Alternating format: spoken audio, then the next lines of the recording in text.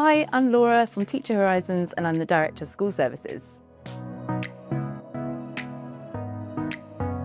For me, what I wanted to do is understand how other people are utilising different hybrid and online models to be able to solve gaps, but maybe not try to understand how it's just a temporary fix, but how it can be more of a long-term embedded solution. There's such a demand from teachers for sort of flexible approaches. We had 86% of our teachers have indicated that they'd be open to online or flexible solutions in terms of teaching. So I think we're trying to work out, can that be applied to bricks and mortar schools, and how do we get the buy-in from all the stakeholders that that's a good and viable solution.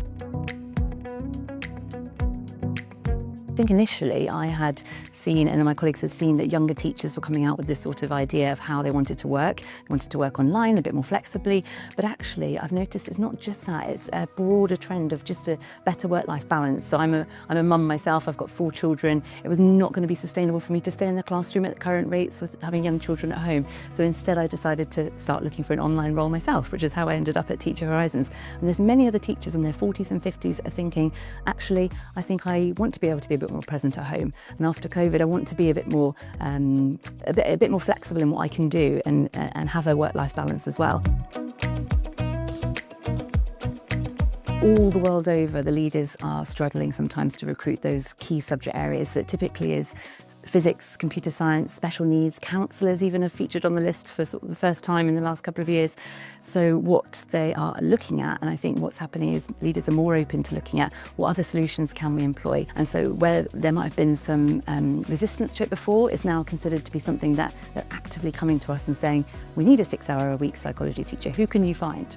And what I'm curious to know is whether it would be something that leaders are going to also allow their teachers to do in time, because if you are contractually obliged to work for your school, is your principal going to be allowing you to take on second jobs in other schools?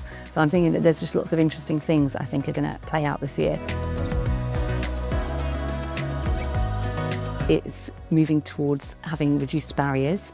Traditionally, education, especially international education, has been very restrictive in terms of visas that candidates can have, maybe their age limits that they can apply to work in different countries, but now we're becoming much more interdependent globally, and so there are no barriers.